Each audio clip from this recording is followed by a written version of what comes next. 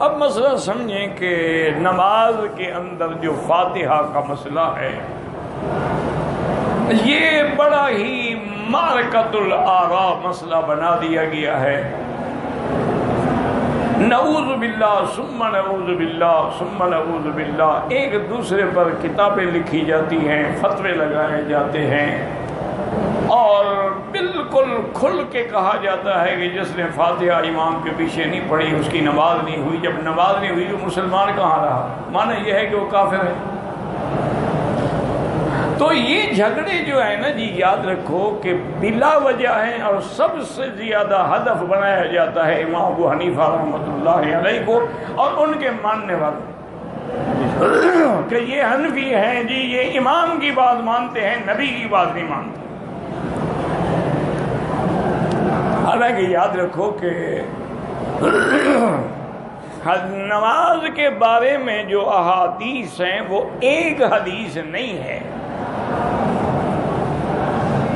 وہ متعدد احادیث مبارکہ ہیں. مثلا ایک حدیث میں ہے کہ لا صلاۃ الا بفاتحۃ الکتاب، کہ فاتحہ کے بغیر نماز نہیں ہوتی. یہ بھی حدیث مبارک ہے، آمنا بھی. اور اسی طرح ایک حدیث مبارک ہے جو امام مسلم نے اپنی صحیح مسلم میں ابی موسیٰ الاشعری رضی اللہ تعالی عنہ سے روایت نقل کی ہے کہ حضور پاک نے فرمایا انما جعل الامام لیؤتم بہ، امام کیوں ہے؟ تم اس کی اقتداء کرو.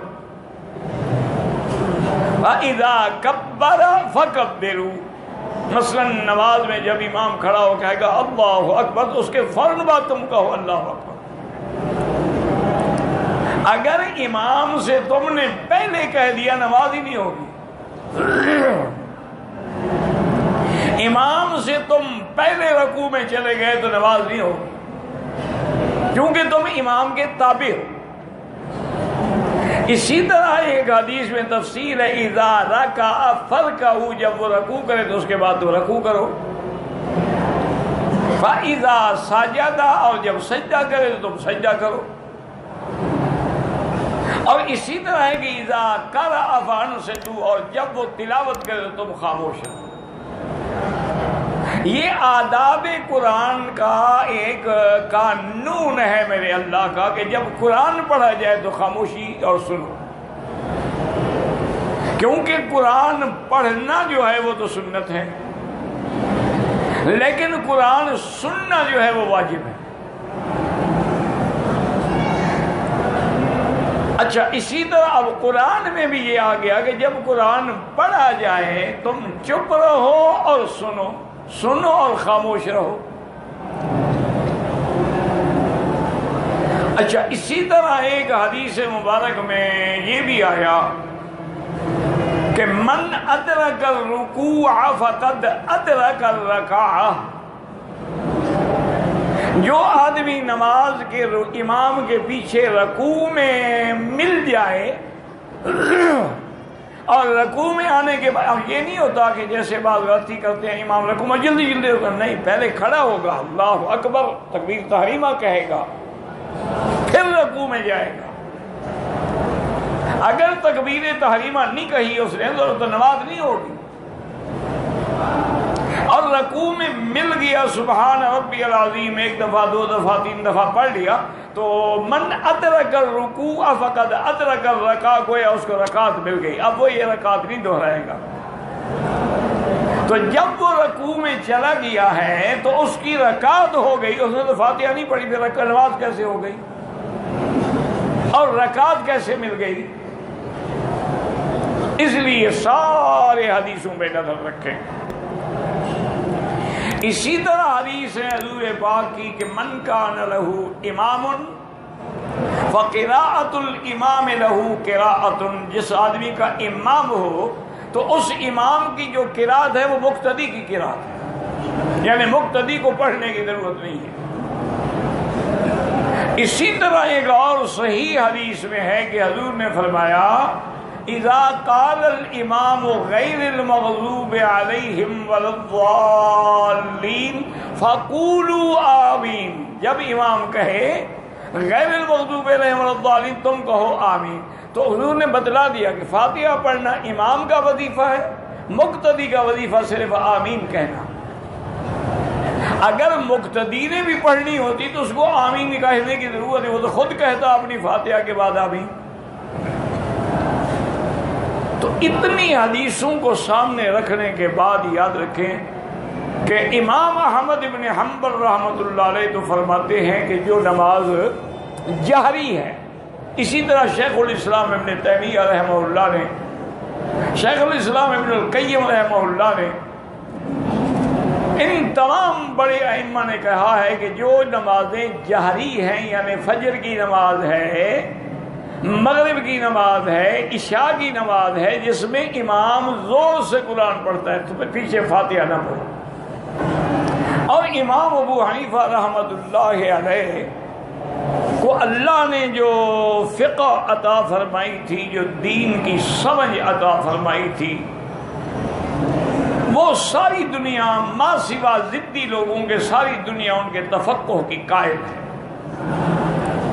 حتیٰ کہ امام شافعی جیسا آدمی کہتے ہیں کہ الخلق عیال فی الفقہ لابی حنیفہ، ساری مخلوق امام صاحب کے لیے بچے ہیں فقہ کے مسئلے میں۔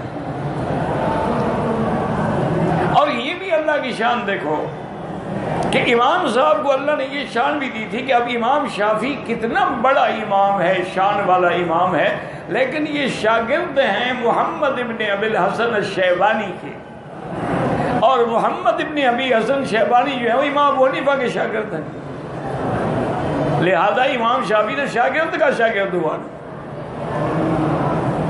امام احمد ابن حنبل رحمۃ اللہ علیہ شاگرد ہیں امام شافعی، تو لہذا وہ تو شاگرد کے بھی شاگرد ہوئے۔ تو امام صاحب کا ایک مرتبہ بھی ایسا ہے، اور ان کا ایک طریقہ ہے مسائل میں کہ سب سے پہلے اللہ کا قرآن، وہ کہتے ہیں کوئی بھی مسئلہ ہو پہلے قرآن دیکھو قرآن کیا کہتا ہے، چونکہ دلیل اول جو ہے ہماری وہ کتاب اللہ ہے۔ اگر کتاب اللہ میں وہ مسئلہ نہ ملے تو پھر سنت رسول اللہ، پھر حدیث مبارک دیکھو۔ اگر سنت میں بھی نہ ملے پھر اجماع دیکھو کہ صحابہ کا اجماع کس مسئلے پہ ہوا ہے، اور اگر اجماع میں بھی وہ مسئلہ نہ ملے تو اب مجتہد قیاس کرے گا کسی اور مسئلے پر، لیکن وہ قیاس جو ہے وہ بھی قرآن و سنت کی روشنی میں ہوگا، قیاس ایسے خود کھڑا ہوا نہیں ہوگا، اس کی دلیل بھی موجود ہوگی اصل یا قرآن میں یا حدیث میں یا اجماع میں۔ قرآن و سنت کے خلاف کوئی قیاس نہیں۔ اب امام صاحب فرماتے ہیں کہ جی جب ہم قرآن سے پوچھتے ہیں کہ بھائی فاتحہ کے بارے میں کیا کہتا ہے، وہ کہتا ہے کہ نہیں جب قرآن پڑھا جائے تم چپ کرو اور سنو، تو قرآن بھی تو ہمیں یہی حکم دے رہا ہے کہ سنو اور چپ کرو۔ اور پھر یہ ہے کہ وہ انسان تو بڑی چیز ہے نا، جنوں نے جب قرآن سنا تو کیا کہا، فلما حضروا قالوا انصتوا، حضور قرآن پڑھ رہے تھے، صحابہ پیچھے کھڑے تھے، جن گزرے سنا کو چپ کرو چپ کرو چپ کرو، تو جنوں کو بھی اتنا ادب تھا کہ قرآن پڑھا جا رہا ہے تو چپ کرو۔ انہوں نے کہا کہ دوسرا حدیث سے پوچھتے ہیں حدیث کیا فرمان ہے، تو وہ بھی صحیح حدیث مل گئی ابی موسیٰ اشعری سے بھی اور حضرت ابی ہریرہ سے بھی کہ جب قرآن پڑھے امام اذا قرأ فانصتوا، چپ کرو۔ انہوں نے کہا بھی یہ دو حدیثیں بھی مل گئی، اور اب مسئلہ رہ گیا تھا کہ بھئی سری نمازوں میں کیا ہوگا، تو وہ بھی حدیث مل گئی کہ امام کا پڑھنا تمہارا پڑھنا ہے۔ تو اب سری نماز ہے، امام تو پڑھ رہا ہے نا، تو اس کا پڑھنا تمہارا پڑھنا ہے۔ اور دوسرا انہوں نے فرمایا کہ یہ تو قرآن بھی ہے حدیث بھی ہے، اور اس کے بعد ایک دفعہ تو حضور ناراض بھی ہوئے کہ مالی اناظر، کون ہے میرے پیچھے پڑھ رہا تھا، مجھے قرآن کے اندر یعنی جھگڑا محسوس ہوتا تھا، تو حضور ناراض بھی ہوئے۔ اور تیسری بات انہوں نے کہا کہ اگر اللہ تعالیٰ سوچنے کی توفیق دے، اب دیکھیں کہ ظہر کی نماز میں اگر امام نے سورت پڑھی جس میں سجدہ ہے تو امام سجدہ تلاوت کرے گا کہ نہیں کرے گا؟ وہ کرے گا، تو ہم مقتدی کیا کریں گے؟ کھڑے رہیں گے۔ حالانکہ نہ ہم نے سنا ہے نہ پڑھا ہے، لیکن امام کا پڑھنا چونکہ ہمارا پڑھنا ہے، امام سجدہ کرے گا تو ہم بھی سجدہ کریں۔ تو صاف واضح ہو گیا کہ امام کی قرات جو ہے وہ مقتدی کی قرات ہے۔ اس لیے اچھا تیسری بات یہ دماغ میں یاد رکھ لیں کہ اب یعنی اختلاف جن مسائل میں ہے ان میں کسی پر الزام نہ لگائے، نہ کسی پر اعتراض کیا کرے، بلکہ ادب یہ ہوتا ہے کہ امام شافعی بغداد آئے اور اسی مسجد میں آپ کو نماز کا موقع ملا جہاں ساتھ میں امام ابو حنیفہ کی قبر ہے رحمۃ اللہ علیہم۔ تو امام شافعی نماز نہیں پڑھاتے تھے، امام نہیں بنتے تھے، کسی کو کہہ دے بھی تم پڑھا۔ اس دن ایسا ہوا کہ ابھی اذان ہو رہی تھی، امام صاحب مصلی پہ جا کے کھڑے ہو گئے۔ امام صاحب نے نماز، سارے لوگ خوش ہو گئے کہ الحمدللہ آج ہمیں امام شافعی جیسے آدمی کے پیچھے نہ کیوں، امام جتنا متقی ہوگا، عابد ہوگا، زاہد ہوگا تو اتنا ہی نماز قبول ہوگی نا۔ آج کل تو ہمارا وہی حال ہے کہ جیسے روح ایسے فرشتے، اگر مقتدی اس طرح پھرواتا ہے تو امام بھی داڑھی کٹواتا ہے۔ فرق کیا ہے؟ سنت کے مطابق تو دونوں نہیں ہیں۔ تو آج کل تو پھر وہی حال ہے نا، اگر مقتدی سگریٹ شریف پیتا ہے تو امام صاحب حقہ شریف پیتا ہے۔ جیسے روح ایسے فرشتے، ورنہ امام بننا کوئی آسان بات نہیں، اتنی شرائط ہیں امام بننے کے لیے کہ آدمی ہے۔ حضور میں سب سے پہلی شرط تو یہ ہے کہ اعلمکم بکتاب اللہ، اللہ کے قرآن کا جس کو علم زیادہ ہو۔ اسی لیے حضرت علی سے کسی نے پوچھا تھا کہ حضرت صحابہ میں سب سے افضل کون ہے؟ فرمایا ابو بکر افضل ہے۔ انہوں نے کہا کیوں آپ سے بھی؟ انہوں نے کہا اس لیے کہ نماز کا امام وہ بنے گا جو سب سے بڑا عالم ہو، تو حضور نے اپنے مصلی پہ ابو بکر کو کھڑا کیا۔ تو معنی یہ ہے کہ صحابہ میں سب سے بڑے علم والا ابو بکر تھا۔ تو اس لیے ہمیشہ یاد رکھیں کہ امامت کے لیے بڑی شرطیں ہیں۔ تو امام شافعی نے نماز پڑھائی، جب نماز سے فارغ ہوئے تو ساتھیوں نے کہا کہ حضرت بڑی مہربانی، الحمدللہ آج بڑی خوشی ہوئی کہ آپ کے پیچھے نماز پڑھی، لیکن آپ نے خلاف عادت نماز پڑھائی، پہلے تو کبھی نہیں پڑھاتے تھے۔ تو فرمایا استحییت، مجھے حیا آئی ابو حنیفہ سے کہ اس کے نزدیک امام مقتدی کے لیے فاتحہ نہیں ہے، اگر میں مقتدی بنتا تو میں فاتحہ پڑھتا، چونکہ میرے نزدیک فاتحہ ہے،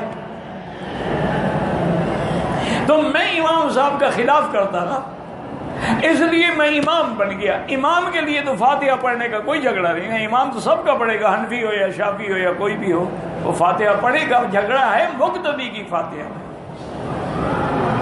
امام کے پڑھنے۔ اس لیے انہوں نے کہا، میں نے کہا امام بن جاتا ہوں تاکہ امام صاحب کے قول کی مخالفت نہ۔ اندازہ کریں کہ کتنا ایک دوسرے کا ادب ہے۔